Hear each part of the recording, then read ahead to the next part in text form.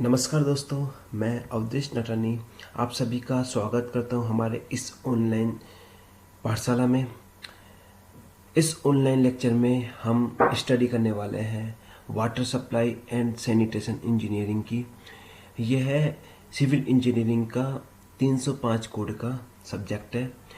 इसमें हम स्टडी करेंगे वेस्ट वाटर ट्रीटमेंट की। वेस्ट मतलब कि अपशिष्ट जल उपचार की। अब सबसे पहले बात करूं मैं कि वेस्ट वाटर होता क्या है। तो वेस्ट वाटर को हम दो हिस्सों में, दो भागों में विभाजित करते हैं।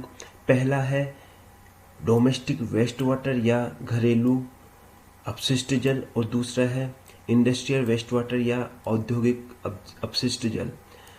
अब डोमेस्टिक और इंडस्ट्रियल वेस्ट वाटर क्या होता है, तो सबसे पहले अगर मैं बात करूं डोमेस्टिक की, तो डोमेस्टिक वेस्ट वाटर वो होगा जो कि आपके घर से, आपके किचन से, इनसे निकला हुआ जो वेस्ट वाटर होता है वो सभी डोमेस्टिक वेस्ट वाटर में आता है। जो भी घर में जो भी वाटर यूज हुआ है उसके बाद में जो वाटर गंदा हो गया, ख़राब हो गया, वो वेस्ट के रूप में आप बाहर निकाल देते हैं, उसी को हम डोमेस्टिक वेस्ट वाटर कहते हैं।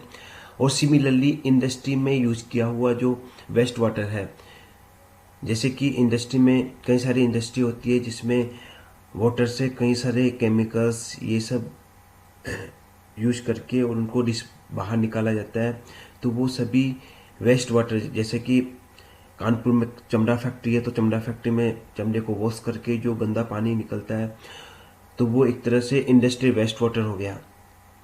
तो इंडस्ट्री से निकलने वाला जो वेस्ट वाटर है वही औद्योगिक अपशिष्ट जल हो गया।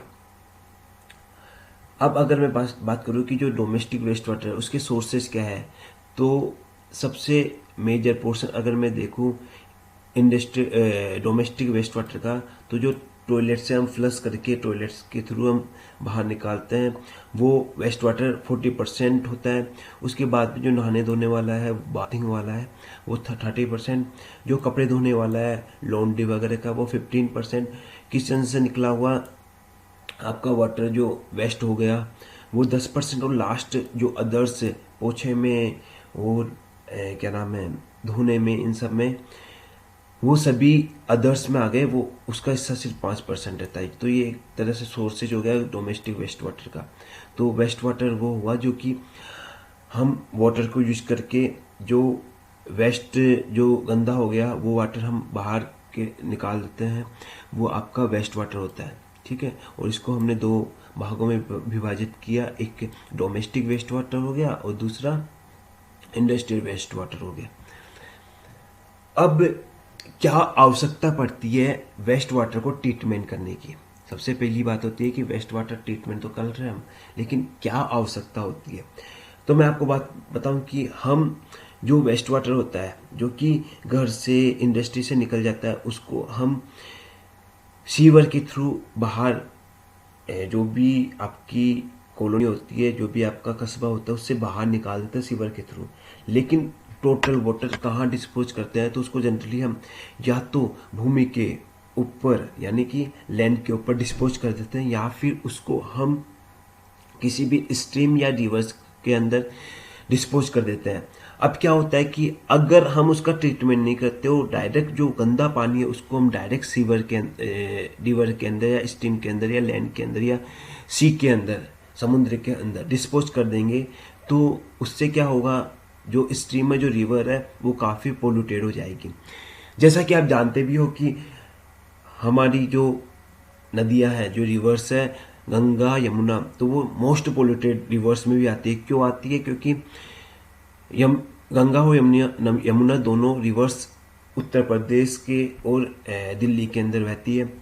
तो दिल्ली में आप देखते हो कि काफ़ी इंडस्ट्री है, काफ़ी पॉपुलेटेड सिटी है, तो वहाँ से जो वेस्ट वाटर निकलता है उसको डायरेक्टली डिस्पोज कर देते हैं यमुना रिवर के अंदर, कोई ट्रीटमेंट नहीं करते। इस वजह से वो काफ़ी पोल्यूटेड हो जाती है। सिमिलरली जो आपकी मोस्ट पॉपुलेटेड स्टेट है वो आपका उत्तर प्रदेश है। उत्तर प्रदेश में आपकी गंगा रिवर बहती है, उसमें भी कानपुर एक बड़ा इंडस्ट्रियल एरिया है और वहाँ से जो भी इंडस्ट्री से जो वेस्ट वाटर निकलता है उसको बिना ट्रीट किए आपके गंगा रिवर के अंदर डिस्पोज कर देते हैं। इस वजह से जो गंदा पानी है वो डायरेक्ट रिवर के अंदर जाता है, उससे वो मोस्ट पोल्यूटेड हो गई है, प्रदूषण से भरी हुई है आपकी गंगा और यमुना रिवर।